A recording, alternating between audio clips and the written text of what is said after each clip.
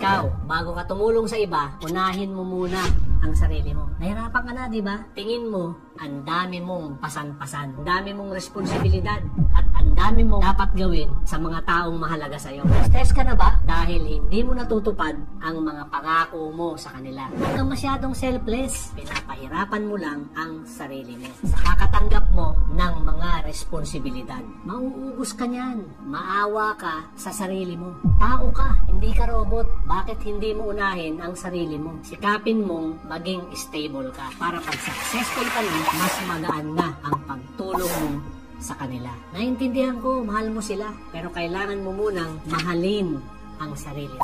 Kailangan mong sagipin ang sarili mo bago ka makatulong sa ibang tao. Real talk lang, mga ma'am sir. Mahalin mo ang sarili mo, tulungan mo ang sarili mo, gawin mong makabuluhan ang buhay mo para mas makatulong ka pa sa ibang tao at sa mga mahal mo sa buhay.